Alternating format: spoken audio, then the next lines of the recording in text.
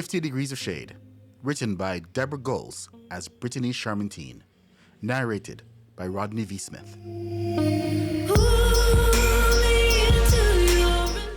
Chapter 3, Animal Attraction. I close my eyes in case what's really happening here is that I fell asleep on the sofa and that this is nothing but a bad dream. When I open them, I will be sitting elegantly, legs crossed at the knee, exuding competence and grace. A hot, wet tongue laps at my ear. My nose wrinkles. Excuse me? Not wanting to catch an accidental glimpse out the windows, I steadfastly keep my eyes shut and bat away the offending tongue. I've never been much of an ear person. I prefer my hot, wet licking a bit further down, anatomically speaking. I know I should probably clobber Mr. Shades for taking liberties with my ear, but what if it turns out that he just thinks I'm dead and is trying to revive me with an oral tongue lashing?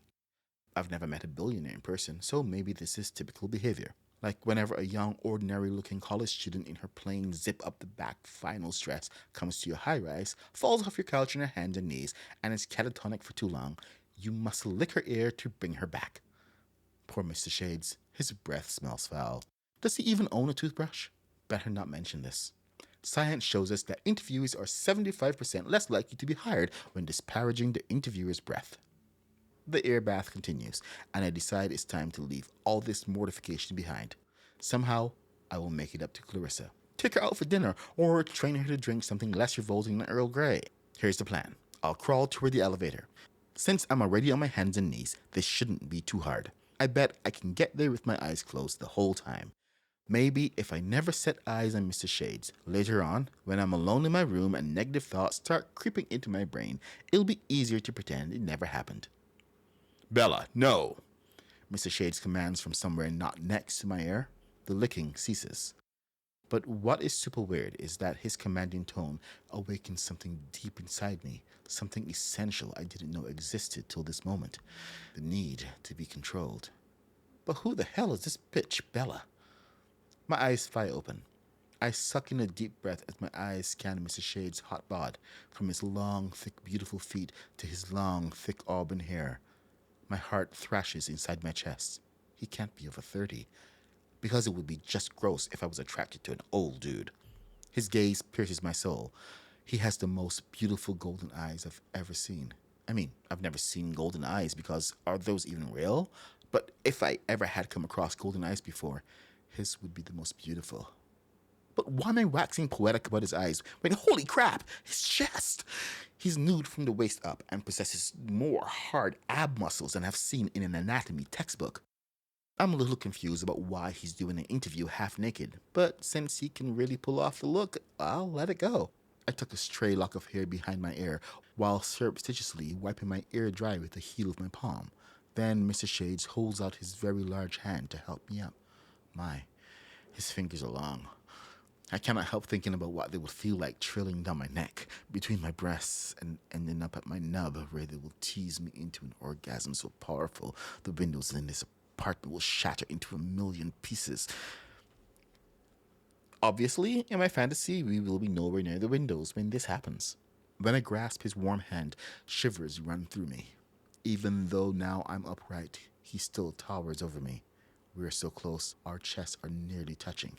My body drifts toward him as if gravity is pulling us together. Or magnetic energy? Honestly, I don't know which force is correct because I'm a biology major, not physics. We're so close, his musky scent captivates me. He smells like long walks on the beach under a full moon. If I could bottle eau de Crispin and sell it, maybe through a cute Etsy store, I would be a billionaire and wouldn't have to be here begging for a minimum wage job. Now I'm licking my lips. I can barely speak, but finally manage to utter a few words. Who the fuck is Bella? Wait, that didn't come out correctly. Get your act together, Anesthesia. Sorry, I meant to say, hello, my name is Anesthesia Jones. I'm not at all strange, and I'm here for the interview. He grins, takes a step back, and shakes my hand. More shivers ensue. His grip is so powerful. And did I mention the long fingers? Why do I keep mentioning finger length? Bella, come say hello. Magnificent chocolate brown standard poodle bounds in from another room. Before she can topple me, Mr. Shades holds up his long-fingered hand and commands, sit. I sit. So does Bella. Both of us on the floor. Oh, you were talking to the dog. I say aloud, a little disappointed. Should have probably kept that to myself. To cover my gaffe, I clear my throat. What a beautiful dog. Hello, Bella, I croon. Bella stands and comes towards me. I pet her luxurious fur. Mr. Shades raises an eyebrow. She likes you. Normally she doesn't take to strangers this quickly. I had just informed him that I wasn't strange, but I suppose I will have to prove this through deed and not oral argument. I'm studying to be a vet, I say simply. What happened to Clarissa? The aspiring architect. I thought I was to be interviewing her. She's indisposed, I reply. I could have said something simpler and more normal like she has a cold, but I like showing off my vast vocabulary whenever possible. It makes me seem like I have other things going on in my life besides just chasing after hot billionaires. Also, it counteracts my clumsiness so people don't think I'm too much of a loser. I hope that's okay, Mr. Shades. It's more than fine. Who better to watch my beloved Bella than someone who is dedicating her life to the care and well-being of dogs? And cats, parrots, hamsters, bunnies, reptiles, and multi-genus. I see. Shall we sit? On the furniture this time. He motions to the sofa. I glance over at the windows and gulp. The floor seems safer. I'm fine here, sir. If you're not comfortable, we can continue our discussion elsewhere, he drawls, helping me up once again. My head is spinning, and my heart is racing like a stampede of bison. I would faint right now, but the guy would probably begin to wonder about my ability to stay vertical. Please. Parts of me throb in anticipation. Low down parts. Don't make me be too specific. It's too soon for explicit language. We have to take it slow, like a throbbing member easing into the mossy cleft of a virgin. He nods, then looks down. Come. Yes, sir, I say with gusto. He arches that brow again. Oh, you meant the dog again. Sorry.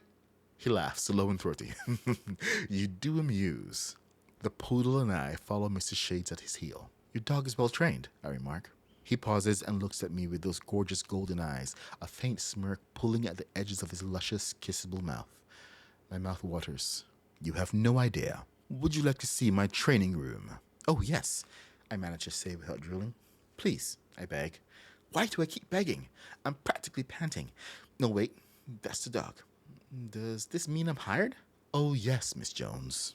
You start tonight. End of chapter 3.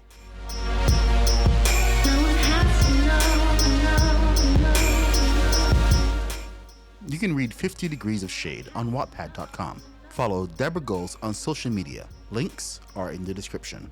Music track was Blythe by the artist known as Twinkles. Links are also in the description. Chapters are released every Wednesday and Saturday. Be sure to subscribe to be alerted for the next one.